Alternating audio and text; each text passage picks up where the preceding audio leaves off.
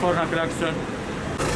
Trafik Denetleme Şube Müdürlüğü olarak gürültü kirliliği ve gereksiz yere korna çalınması ile ilgili bir denetim yapıyoruz.